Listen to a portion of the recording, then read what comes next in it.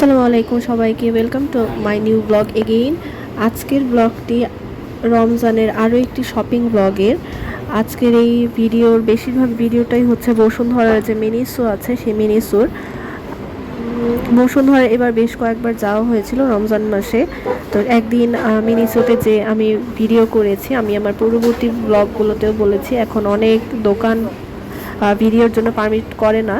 তো যতটুকু আর করা যায় আমি সেভাবে করেই করেছি, যার কারণে ভিডিও কোয়ালিটি অনেক বেশি খারাপ হয়েছে। মিনিসোতে অনেক কিছু পাওয়া যায়, মানে অনেক কিছু পাওয়া যায় মিনিসোতে। ডিআইওয়াই এর মতোই মনে হয়, তাও আমি বলবো ডিআইওয়াই তো অনেক মানে পরিমাণটা অনেক বেশি বা কালেকশনস অনেক, মিনিসোতে হয়তো এই পরিমাণটা একটু কম, কিন্তু ডিআইওয়াই থেকে মিনিসোর দামটা অনেক অনেক অনেক বেশি। ওরা কয়েক গুণ বেশি দাম রাখে, যেটা ডিআইওয়াইতে হয়তো অর্ধেক দামে পাওয়া যায়। কিন্তু তারপরে মিনিসোতে ঘুরতে ভালোই লাগে, কারণ এখানে অনেক ইউনিক কিউট সুন্দর সুন্দর জিনিস পাওয়া যায়, বিভিন্ন কালারফুল প্রোডাক্ট পাওয়া যায়। তো আমরা এখানে দেখছিলাম ঘুরে ঘুরে, যদি এখান থেকে কিছুই কিনে নেয়, শুধু দেখার জন্য আমি ভিডিও করার জন্যই মিনিসোতে গিয়েছিলাম। এবং এই যে কলমগুলো, এগুলো হচ্ছে থাইল্যান্ডের অনেক কম দাম। থাইল্যান্ডে মনে হয় কত 20 বাত করে হয়তো বা, কিন্তু এখানে 800-900 এরকম দামে বিক্রি করে। আমি এক্স্যাক্ট দামটা জানি না, কিন্তু বেশিই হবে। মিনিসোতে দেখেছি দামটা বেশিই হয়। এখানে নানান ধরনের প্রোডাক্ট পাওয়া যায়, যেগুলো এই প্রোডাক্টগুলো যদি আপনারা চান, আপনারা ইনশাল্লাহ সদিকা পেজে পেয়ে যাবেন। আপনাদের যদি মনে হয় আমার এটা দরকার ওটা দরকার, তাহলে ছবি দিয়ে আপনারা সদিকা পেজে ইনবক্স করবেন, ইনশাল্লাহ অনেক রিজনেবল প্রাইসে অথেন্টিক থাই প্রোডাক্টটাই আপনারা ইনশাল্লাহ পেয়ে যাবেন। তারপরে এখানে বিভিন্ন ড্রাই ফ্রুট ছিল, দেন বিভিন্ন জুয়েলারি, তারপরে ফেসের যে শীট মাস্কগুলো ছিল সেগুলোও ছিল। তারপরে এখানে এই নেক ফ্যানগুলো ছিল, যেগুলো আমাদের গরমে অনেক বেশি উপকারী এখন। কিন্তু এই নেক ফ্যানগুলো আমি অনলাইনেও দেখেছি, তারপরে থাইল্যান্ডেও পাওয়া যায়, অনেক অনেক কম দামে পাওয়া যায়। কিন্তু যেহেতু এটা মিনিসোতে এটার দাম ছিল কত, আমার যে কত 2400 না 2500 মতো বোধহয় ছিল, ঠিক আমার খেয়াল নাই। ভিডিওতে বোধহয় প্রাইসটা আসছে, আপনারা একটু কাইন্ডলি দেখে নেবেন। তারপরে আমি ভাবছি এই নেক ফ্যানটা আমি ইনশাল্লাহ কিনবো অন্য কোথাও থেকে, কারণ এখন তো অনেক বেশি গরম পড়ছে। আর কিচেনে কাজ করার জন্য বা বাইরে যাওয়ার জন্য তখন অনেক বেশি মানে ঘাম হয়, অনেক গরম পড়ে। এখনও তো গরম সেভাবে শুরুই হয়নি, বৈশাখ মাস আসেই নাই, তার আগে এত বেশি গরম পড়ছে। তারপরে মিনিসো থেকে বের হয়ে বসুন্ধরায় যে আড়ং আছে সেই আড়ংয়ে যাচ্ছিলাম। আড়ংটা তো দেশি 10-এর ভেতর দিয়ে যেতে হয়, তো এগুলো কোনো দোকানেই ভিডিও করার জন্য পারমিট করে না। তো আমি হাঁটার সময় জাস্ট আমি ক্যামেরাটা অন রেখেছিলাম।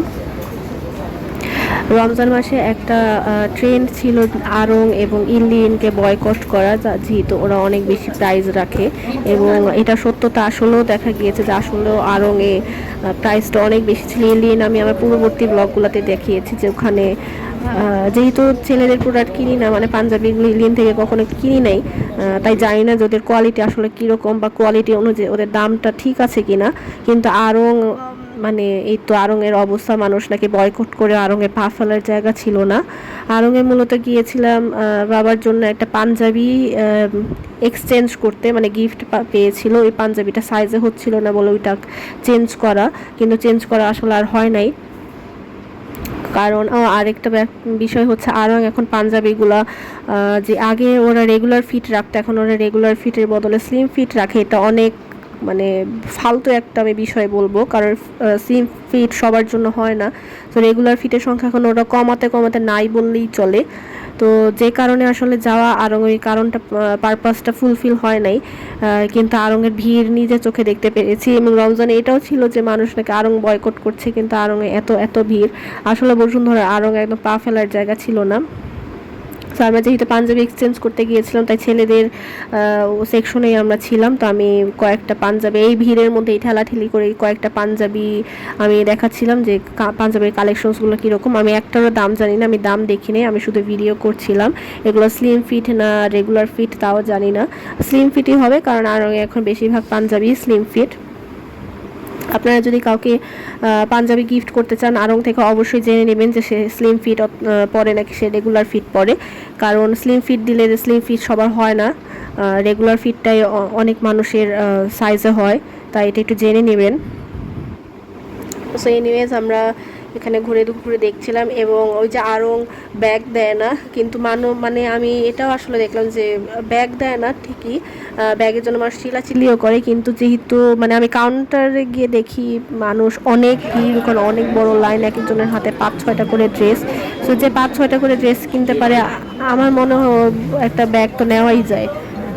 কিন্তু হ্যাঁ, আড়ংয়ের অবশ্যই ব্যাগের বিষয়টা অত্যন্ত খারাপ, কারণ আড়ং অনেক বেশি প্রফিট করে, আড়ংয়ে অনেক বেশি সেল হয়, তো সেই অনুযায়ী ওদের ব্যাগ দেওয়াটা।